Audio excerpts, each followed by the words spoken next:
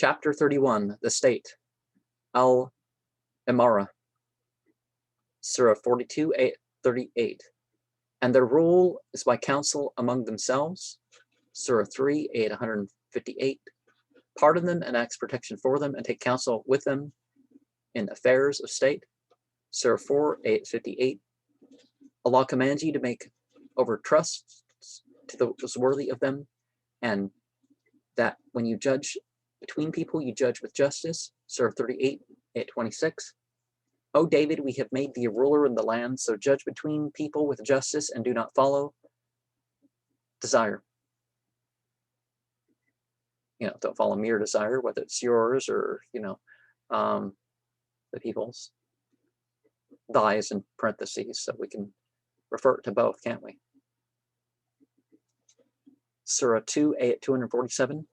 They said, how can he hold kingship over us, while we have a greater right to kingship than he, and he has not been granted abundance of wealth? He said, surely Allah has chosen him in preference to you. He has increased him abundantly in knowledge and physique. Surah 4, 58. And obey Allah and obey the Messenger and those in authority from among you. And if you quarrel about anything, refer to Allah and the Messenger. Amr means a command or an order. Imara, the possession of command, or the office of authority of a commander or a ruler or a king, and Amir, the person who commands or rules, are the head of a state. The word imam, originally a person whose example is followed or is imitated, is also used to indicate the chief or head of a state. And so also the word Khalifa, originally a successor or a vicegerent or a prophet's successor. According to the Holy Quran, the Muslim state is a democracy, council being the foundation stone of government. Even the Holy Prophet is ordered to consult with his followers in conducting affairs of state. The people are required to elect their rulers, as the rulers persons who are fit for the office. The Prophet refused to appoint anybody on his death, and so Khalif one, Abu Bakr, Ali, Hassan, and Hussein could make sense as the leaders of the community that people chose. Other things were chosen for the people aside from that. And I'm not just taking the Shia side, or I'm not going to take the Sunni side either with this one.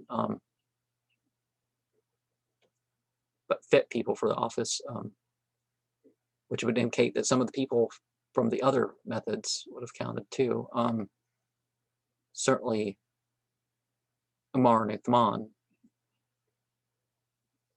But anyways, to make over trust to those worthy of them, and those chosen as rulers are required to be just. Vast knowledge and strong physique are the qualities which should be sought for in a good ruler, not the possession of wealth. The highest authority is that of Allah and His Messenger, so that no law should contravene the Holy Quran and the Sunnah.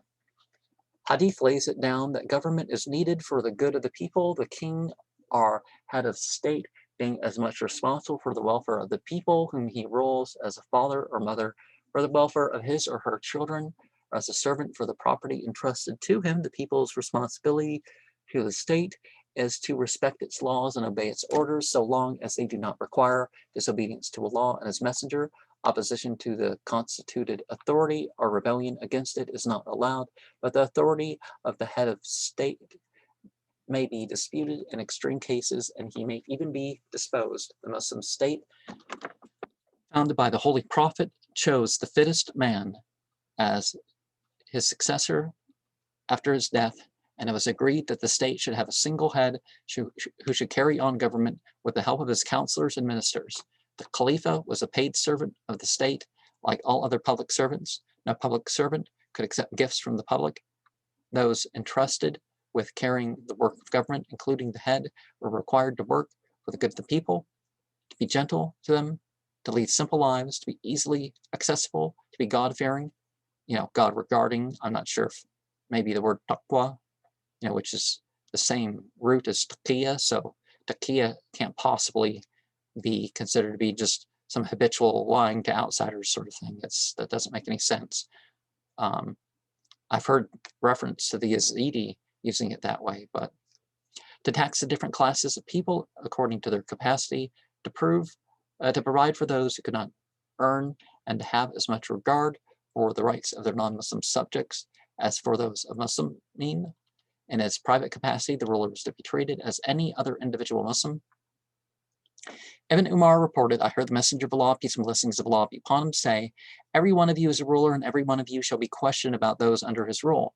The king is a ruler, and he shall be questioned about his subjects. And the man is a ruler in his family, and he shall be questioned about those under his care. And the woman is a ruler in the house of her husband, and she shall be questioned about those under her care. And the servant is a ruler so far as the property of his master is concerned, and he shall be questioned about that which is entrusted to him. Anas reported, the Prophet, peace and blessings of Allah be upon him, said, hear and obey, though a Negro whose head is like a raisin is appointed to rule over you.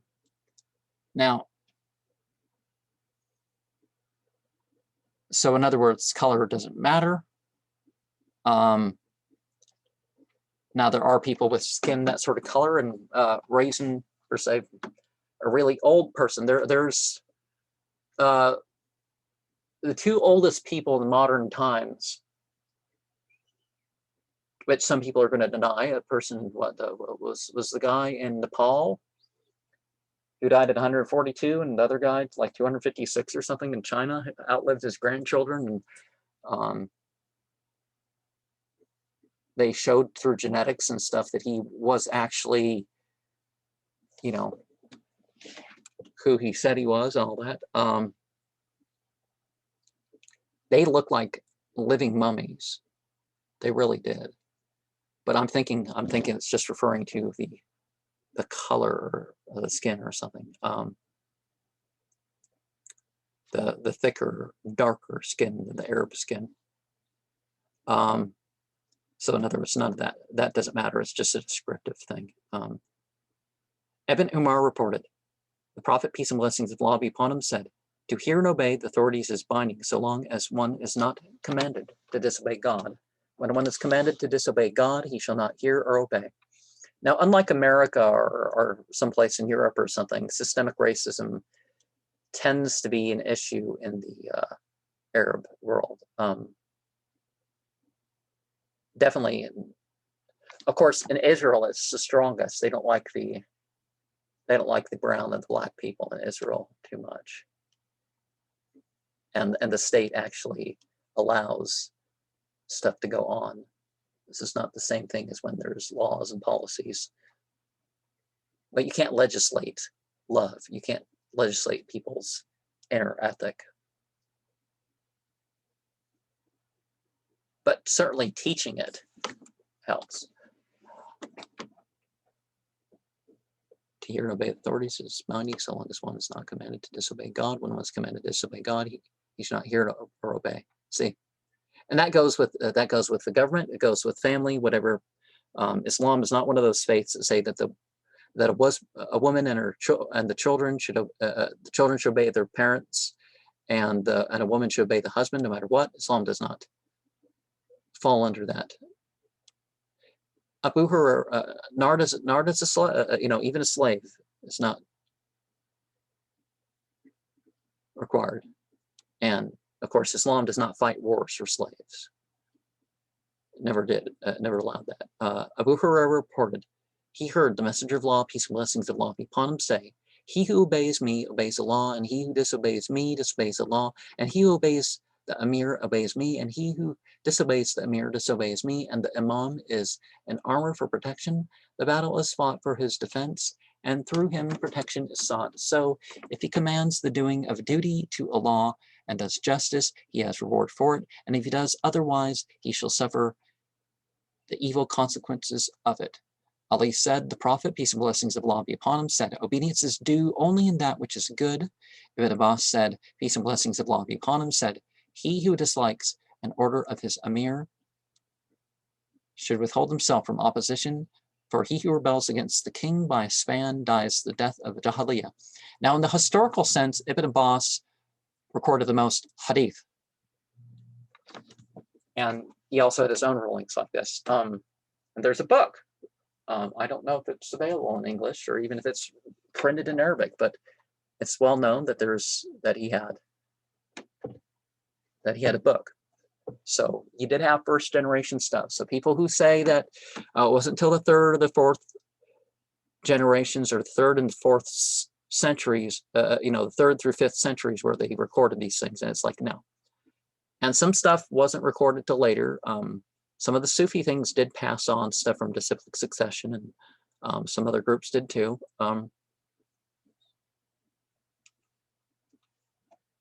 Abu Sa'id said, the Messenger of Allah, peace and blessings of Allah be upon him, said, the most excellent jihad, struggle, is the uttering of truth in the presence of an unjust ruler.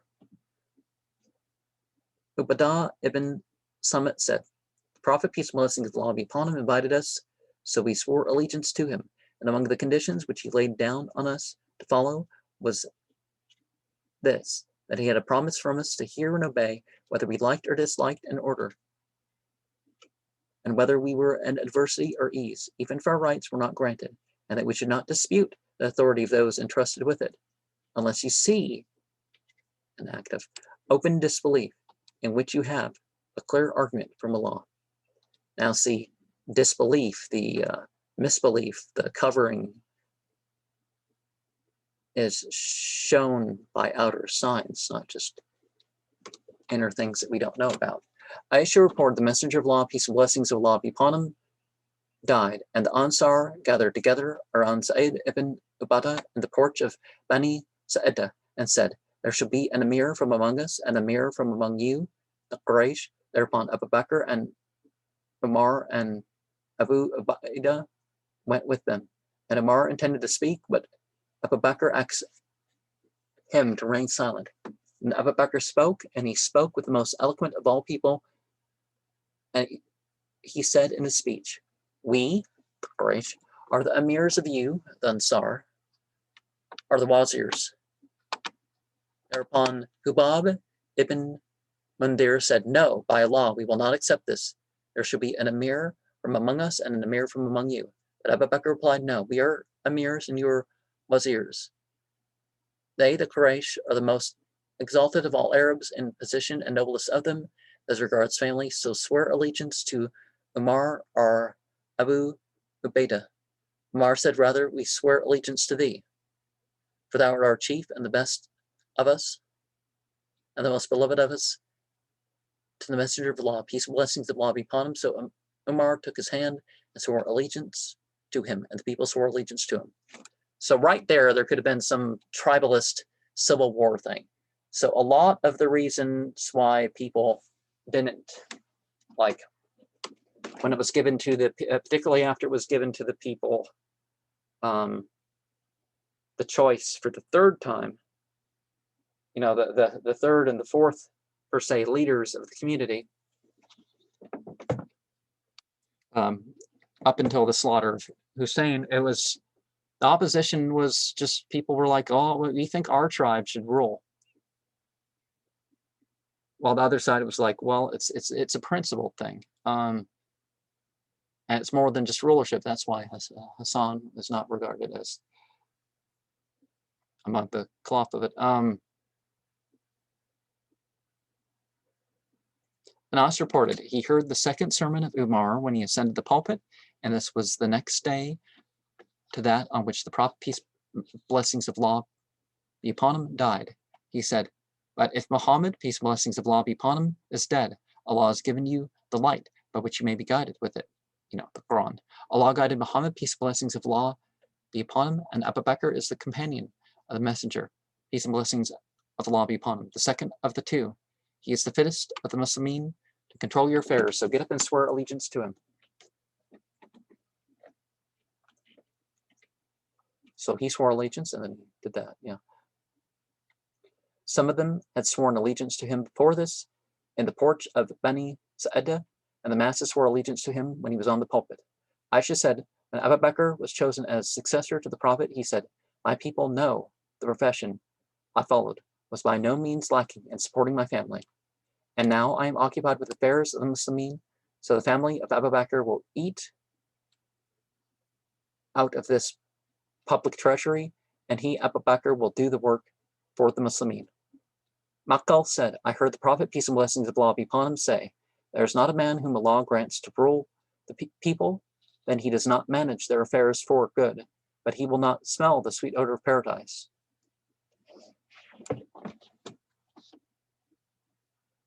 You know, if the person works for the people rather than their own wealth and power, then they're going to get good in the hereafter. Abu Burda said,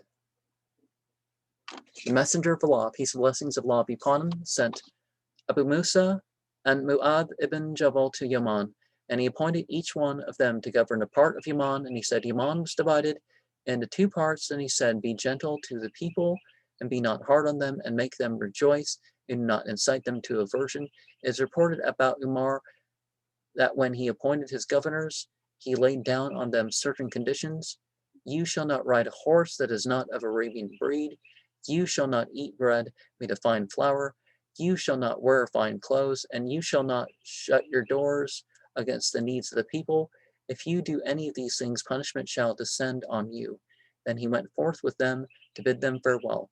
Hassan said, Allah has given orders to the rulers that they shall not follow their low desires, and shall not fear the people, and shall not take a small price for Allah's injunctions. Amr ibn Maymun said, I saw Umar at Medina for a few days before he was wounded. He stopped to talk with Hudayfa ibn al-Yaman and Uthman ibn al-Hunayf. He said, how have you acted in Iraq? Do you apprehend that you may have placed a burden on the land which it cannot bear?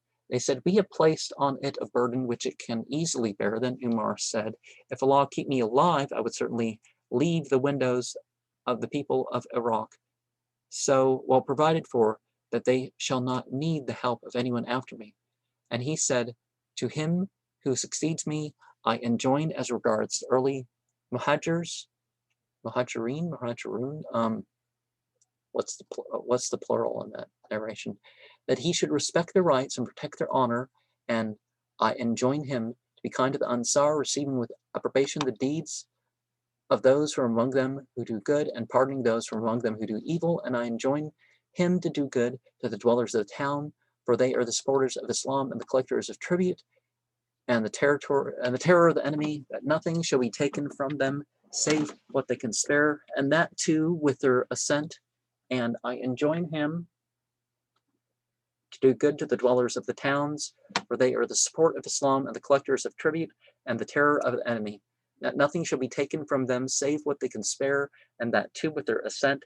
And I enjoin him to be good to the dwellers of the desert, for they are the original stock of the Arabs and the auxiliaries of Islam, so that only the less valuable of their cattle shall be taken, and these shall be returned to the poor among them.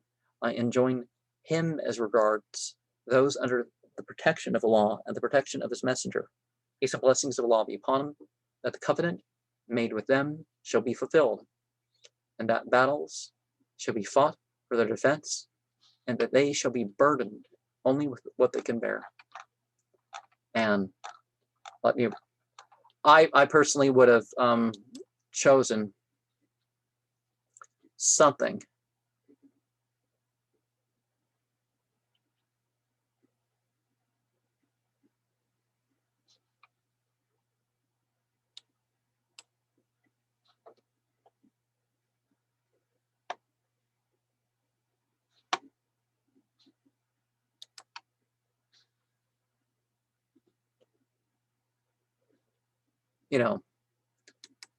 I would have picked something that's focused on what the Prophet taught, like his appointing of 70 people and 12 people and some other stuff like that. Of course, it's not.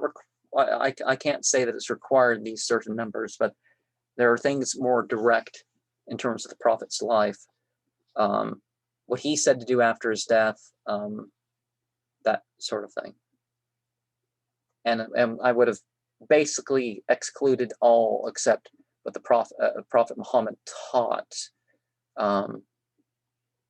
because after his death, that's where we get disagreement. So let's unite upon